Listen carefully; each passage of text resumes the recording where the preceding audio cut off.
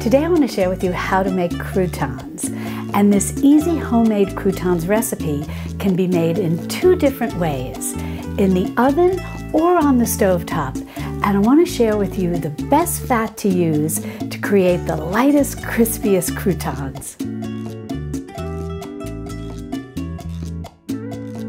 Hi sweet friends, I'm Mary and welcome to Mary's Nest, where I teach traditional cooking skills for making nutrient-dense foods like bone broth, ferments, sourdough, and more. So if you enjoy learning about those things, consider subscribing to my channel and don't forget to click on the little notification bell below. That'll let you know every time I upload a new video. Well, making homemade croutons couldn't be easier, and it's a wonderful way to use up stale bread. What I like to do is keep a container, and I usually keep this in my freezer, and I line it with a little plastic bag here, not really little, it's actually kind of a jumbo-sized plastic bag. And as we use bread throughout the week, I might have a heel or an extra piece, that nobody ate and it was, starting to get a little past its prime. And so what I'll do is just add it to this bag. And then I like these slim containers. I can just put them very easy into my back freezer. And when it gets filled, I get ready to make croutons. Now, in my humble opinion, the best croutons are going to be those that are made without the crust. But don't worry, the crust's not going to go to waste. Now, those of you who have been with me for a while know that I don't like to waste anything. So what I'm going to do is I'm going to cut off these crusts, put them in a bowl, then I'm actually going to put them back in here when I'm done making all the croutons. And I'm going to use these crusts to make breadcrumbs. And I'll show you how to do that, or how I like to do it, and share it with you in a future video. Now, I also want to mention that I have all kinds of bread in here.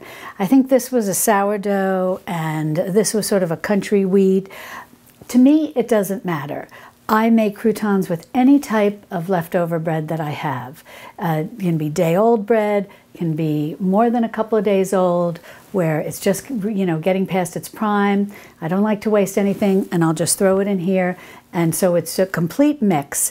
So if you have one type of bread, you can make all of your croutons, with this recipe as is. If you have all different types of bread, you can still make croutons like what we're gonna do here. It doesn't matter, it's gonna come out perfect no matter what type of bread you have. And basically what I like to do is just start cutting this up into little cubes. And I'm pretty much just going to make about a 1/2 inch. You can make them any size you want, but I find that about a 1/2 inch to an inch size cube is perfect. So I'll continue just cutting all of these up into about 1/2 inch to 1 inch cubes. And as you're doing this, if you get any pieces that really are just kind of falling apart in your hand, or maybe are an odd shape that you just really can't get into a nice cube, don't worry about it, don't waste it. You're going to be putting all of that into your scrap bowl, which, as I said in a future video, we'll make breadcrumbs with that. Well, I've got all my crustless bread cut up into croutons, and I just want to mention to you, whenever I come across a heel of the bread like this, an end, I put that right away in my bowl for breadcrumbs. I don't try to mess with this for making croutons. And the same with baguette. I find the baguettes, as they get stale, they just sort of really fall apart and are very crumbly or really hard.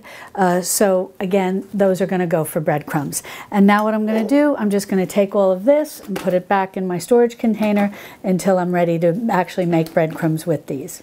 And I just wanted to quickly mention the reason that I use a plastic bag inside the container is because I do put this in my freezer, and I try to just push out all the air and seal the bag up nice and tight, and then put the lid on and put it in my freezer. And being in the bag with as much air pushed out as possible helps prevent freezer burn as I'm building up all of these day-old or couple of day-old bread slices. Well, I've got some beautiful croutons here, and as I was going through this, I found that I've got some sourdough, I've got a little country wheat, and I even have a little bit of light rye. This is a light rye bread. And it doesn't matter, it's gonna work perfectly. So if you have a variety of breads, you're in good shape too. Well, the first way I'll show you how to make the croutons is in the oven. And then while those are baking, I'll show you how to make the stovetop version. Now first, why would someone choose one way over the other? It really boils down to personal preference because both are going to be very tasty, very light, and very crisp. The oven can be a great way to make croutons if you want to make a lot and you want to put a couple of baking trays in the oven at one time and you don't want to have to worry about babysitting it. You just put them in, check them once, give them a little shake halfway through, and then let them finish baking. You make a lot of croutons, they're crisp, they're delicious, and they're done in 15 minutes. But if you just want to make a cup or two of croutons, you just want to whip up enough for a salad for maybe serving 4, then the stovetop method is great. You're going to put your fat into your frying pan, you're going to throw in your croutons. Yes, you're going to need to babysit them as you're cooking them and having them brown on each side, but it's really very easy to do and it doesn't take very long, and then boom, you can put them right on your salad. And that's really the way I like to do them now that my husband and I are empty nesters. But when our son was young, he loved homemade croutons. And so I would just make them by the batchful. So I'd put lots of trays into the oven so that I always had a good supply of croutons on hand. And it can sometimes be a good way to get good quality nutrition into your family, especially if you're new to traditional foods.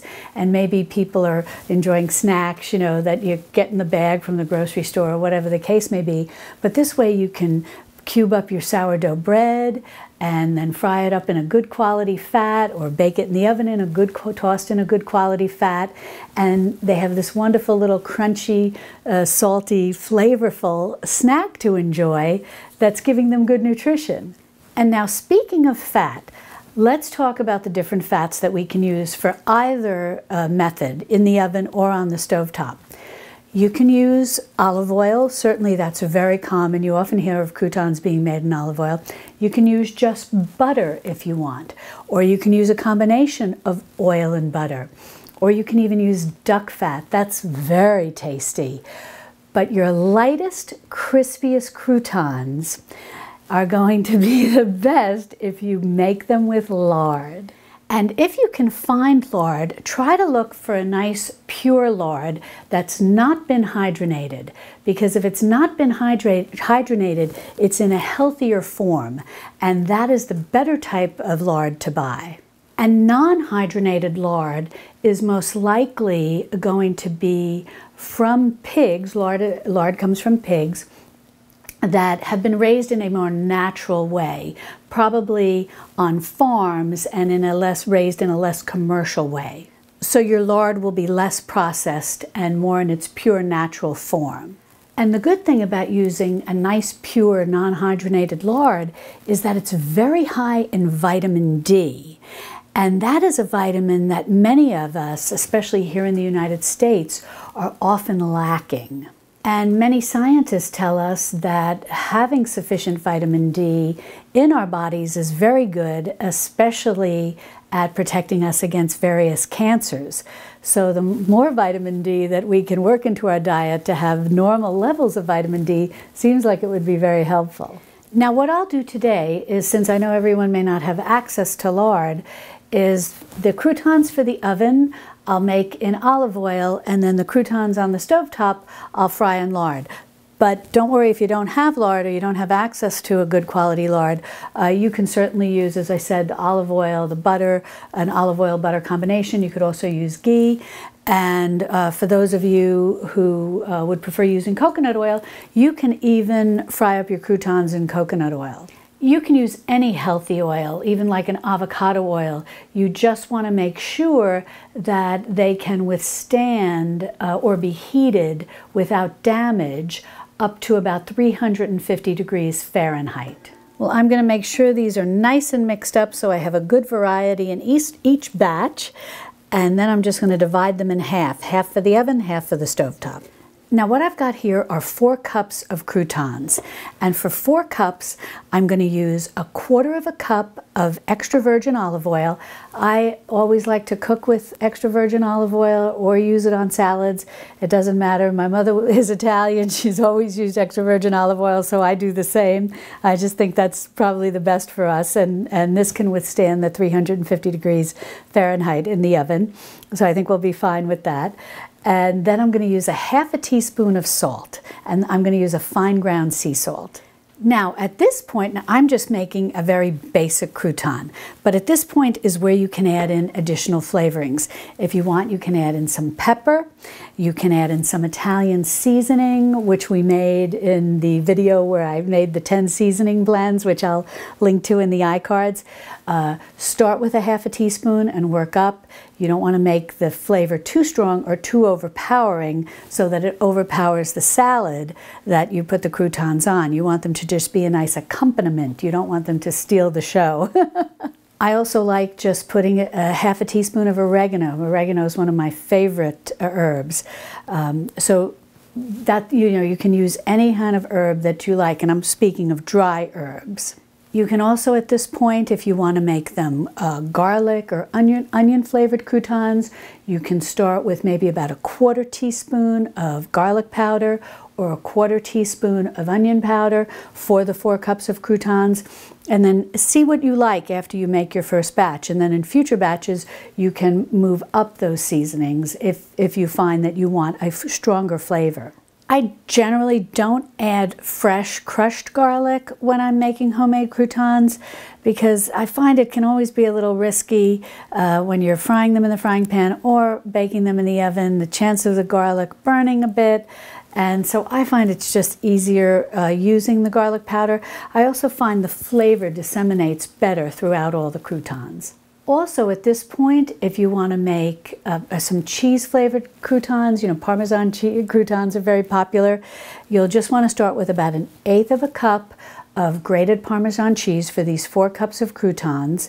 Make them once, see how you like them, and then you can move up in the future if you want them to have a stronger Parmesan cheese flavoring. And one note about making cheese croutons, I do find they work better in the oven than on the stovetop. Okay, the first thing I'm going to do is just go ahead and sprinkle that salt onto those croutons, and now we'll go ahead and pour in our olive oil.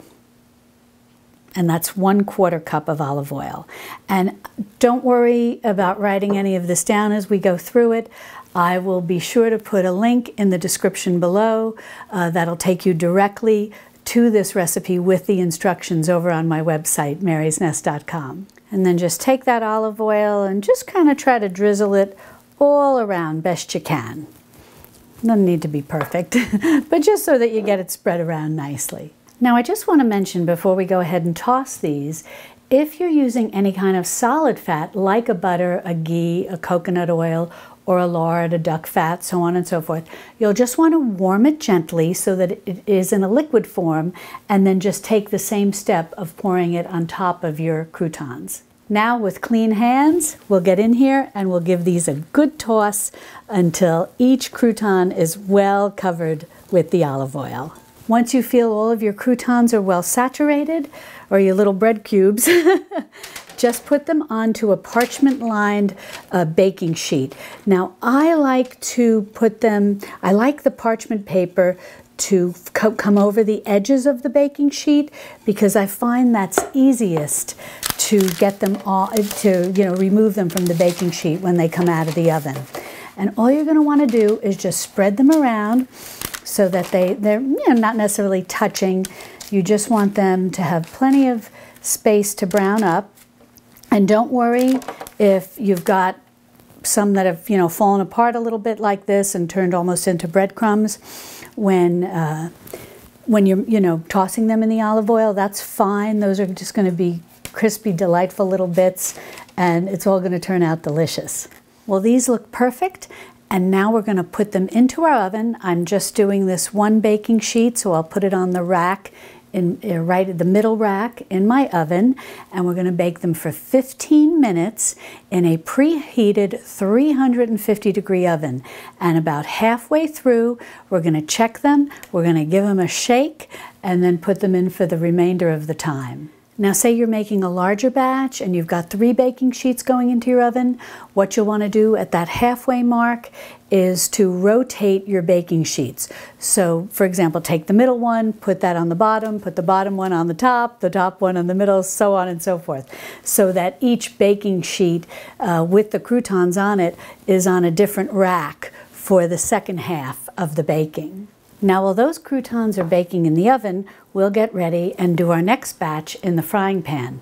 Now, I just want to mention, you can also do this with cornbread if you want to make cornbread croutons. And that's something I really like to do in the fall around Thanksgiving.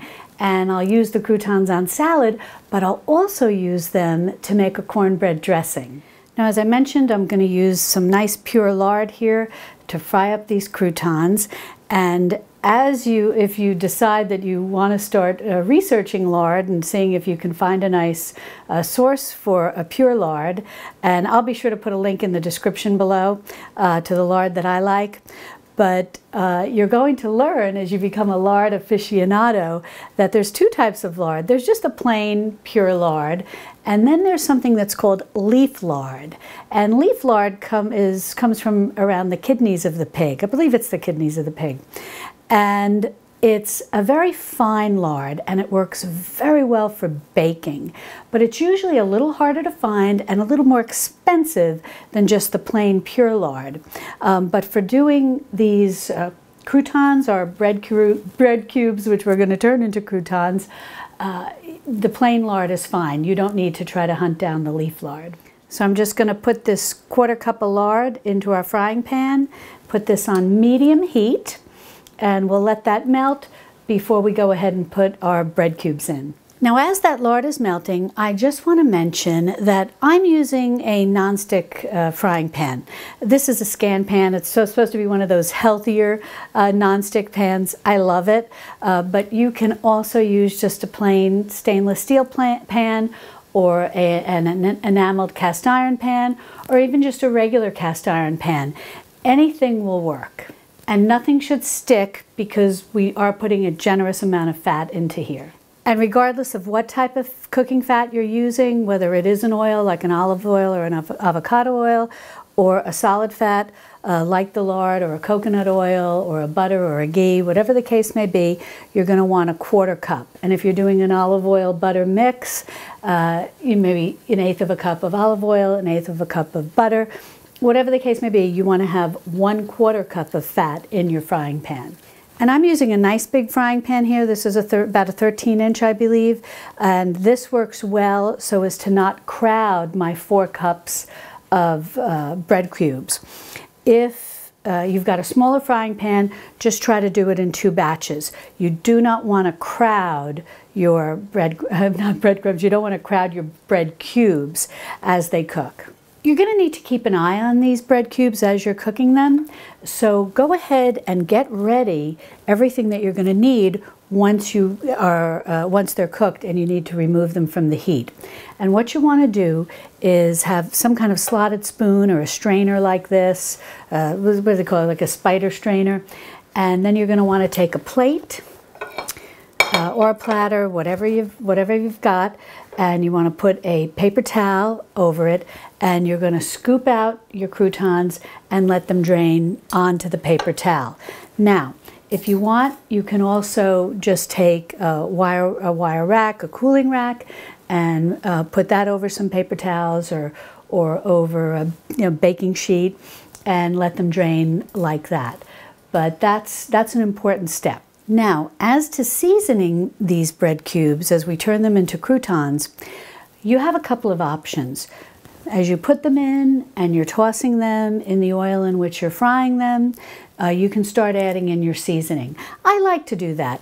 I like to add in my salt, and if I'm doing Italian seasoning or oregano or garlic powder, whatever the case may be, and just let that be absorbing into the croutons as they're cooking.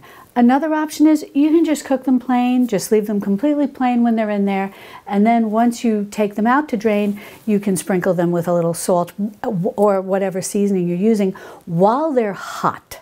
And that will help the seasoning to adhere and be somewhat absorbed by the crouton. Okay, I think this is getting hot enough, and we'll put in 1 bread cube to test. And what you're looking for when you put in your bread cube is that you get a little bit of a sizzle. And there we go. I'll take a little film of that so that you can see. You may not be able to hear it on the mic, but this way you can see it. So once you get a good sizzle going on that one bread cube, go ahead and add in all your other bread cubes.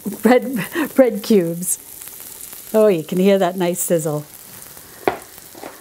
And then just take your spatula and give them a good toss in the fat so that every cube gets nicely coated. Well, I've got those nicely tossed in the lard, and now I'm going to go ahead and sprinkle in my ½ teaspoon of fine ground sea salt. Now, you can definitely make these your own. You know, as I mentioned, you can use any kind of seasoning you want. And I know I get a lot of questions about salt. If you're on a salt-free diet, you can leave the salt out. It's really just for the flavor that my family likes. But if you need to leave the salt out, you can certainly do that. Or you can even put less salt. Or if you like them saltier, you can put more salt. Really, just make these your own. Now I'm just going to cook this on medium heat for a couple of minutes. Keep my eye on it. Turn them around a little bit. Look at the other side. See if it's browning nicely. Try to flip them. It's not an exact science, so don't worry that you have to flip each one individually. You just want to keep tossing them around every few minutes with your spatula or your wooden spoon, whatever you're using, and get them fairly golden brown on all sides. And basically what you're going to be looking for is a lovely golden brown color like this. I'll overlay a close-up picture so you can see it, but that's exactly what you're looking for. And as you get that, just keep tossing them so that all sides will be lovely golden brown. Well, these look all ready, so I turned off the heat, and now I'm just going to move them over here. They look beautiful. They took just about 10 minutes.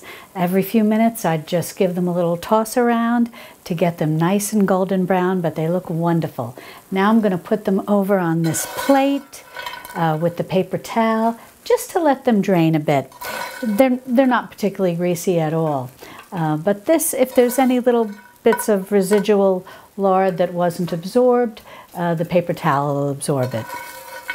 Well, we'll definitely give those a taste, but we'll let them cool a little bit, and we'll check on the ones that we have in the oven.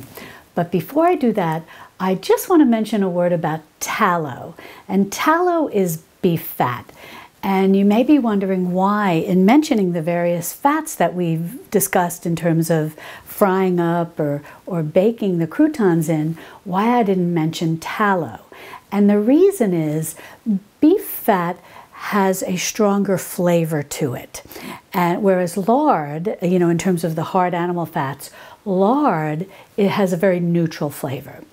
And bread cubes absorb a lot of the fat that they're cooked in, whether they're baked in the oven or whether they're fried up on the stovetop. And when they absorb that beef tallow, it can give your breadcrumbs, they're not breadcrumbs, your bread cubes that are now your croutons, a somewhat strong flavor, a beefy flavor that you may find unpleasant and somewhat overpowering, you know, especially when used in a salad, you know, as a crouton or even as a snack. So that's why I don't recommend using tallow when you're making croutons. Well, these croutons that we baked in the oven also look wonderful. Now, I checked them at 8 minutes and tossed them around a bit, and then let them go another 7 minutes for a total of 15 minutes. And at 15 minutes, I felt they needed about another minute. So their total was 16 minutes. But as a rule of thumb, I always recommend checking them if you're doing it at 350 degrees Fahrenheit, which is what I like to do them at. You can bake them at a higher temperature, but you have to be very careful, because some can burn a little quicker than the others, especially when you have a mixed bag, so to speak, of different types of breads. So I recommend the 350 degrees Fahrenheit. Everybody's oven is a little different, but generally 15 minutes is a good rule of thumb to check them. And as I said, these went a total of 16 minutes. And as to the ones that were fried on the cooktop, again, you know, everybody's stove can be a little different. And those took about 10 minutes of just periodically tossing every few minutes. Now I just want to take a minute to talk about shelf life. If all you've made these with is salt and pepper and dried herbs and spices, you can pack these in an airtight container, whether you fried them on the stove or baked them in the oven, in an airtight container in your pantry or cupboard. And they should stay fresh about 2 weeks. Now, after about 2 weeks, you may find that they start to lose a little bit of their crispness. They may take on, a little bit of moisture from the environment that can't be avoided. However, if you have one of those little handheld food saver devices that I've shown you in previous videos where I've stored things in jars, and when you open it, when you open your jar and you take out some croutons, or even when you go to originally store them and you use that little handheld food saver device to suck out the air, that may help to extend the shelf life beyond the 2 weeks. Now, you can also store these in the refrigerator and they'll stay fresh and probably crisp for about 2 weeks. After 2 weeks, they may need re-crisping in your oven at 350 degrees Fahrenheit for just a few minutes, because in the refrigerator, they may be more inclined to lose their crispness a little quicker than in the pantry. At that 2-week mark, whether they're in your pantry or in your refrigerator, you really need to play it by ear, because especially if you use different types of bread, and depending on what type of bread you're using as opposed to what type of bread I'm using, there are some variables there. But I have just noticed that they do tend to lose their crispness a little quicker when they're refrigerated as opposed to when they're just in a pantry. Now, say you've made a big batch of croutons and you decide you want to freeze them, you can definitely freeze them. And they'll last, in my humble opinion, I think at least a month in the freezer. But depending on how you freeze them, you may be able to get them to last even longer than that. The way that I like to store them is very similar to the way that I store my bread scraps. I'll simply take some type of hard-sided container and I'll line it with a plastic bag, and I'll put my croutons in there, try to take out as much air as possible, and then put the lid on and put this in my freezer. I find having them in the bag helps decrease the potential for freezer burn, and having them in a hard-sided container protects them from getting crushed and becoming breadcrumbs. And I think you're going to be quite pleased, even when you use a variety of bread, how nicely these crisp up, and crisp up relatively evenly. For example, I think this was the one that was the light rye. So we'll give this a taste and see how it came baked in the oven. Delicious. Beautifully crisp, beautifully flavored with the salt. This, I believe, is one of the sourdough. And I think that we'll give this a taste just to compare to the one that was the rye bread. But it looks equally crisp, and I'm confident that it'll be equally tasty. Now, if you flavored your croutons with cheese, and that would be your baked croutons, it doesn't work as well with your fried croutons. But if you flavored your baked croutons with cheese, and it would be a hard cheese like a Parmigiano Reggiano or a Pecorino Romano, those croutons need to be refrigerated when you go to store them. They do not store well in your pantry. They store much better in your refrigerator. And they should stay crisp for about 2 weeks. And if you find them losing their crispness, you can just re-crisp them in your oven. But definitely anything that's made with a cheese needs to be stored in the fridge. Okay, these have cooled beautifully. And I just wanted to mention that when I was removing them, my spatula is slotted. So that's why I just continued to use my spatula instead of going and getting the slotted spoon. But if your spatula is not slotted, then you want to definitely use a slotted spoon or a strainer. And the paper has just absorbed any little bits of lard that wasn't absorbed. And now I'm going to see, it's a little hard after they've been toasted, but I think this one, I think this was a piece of the rye bread. So we'll see how that came, and we'll compare it to one of the sourdough ones. Wonderful. Oh, the lard just crisps up everything so beautifully. I think you're going to be so happy. Now let's try one that I believe, yeah, this looks like it was made with the sourdough. So we can compare the crispness to the more dense breads. Beautiful, crisp and light, as was the rye bread one. It was also crisp and light. and just a delightful flavor. The flavor of the bread shines through. That's what I love about making croutons with lard.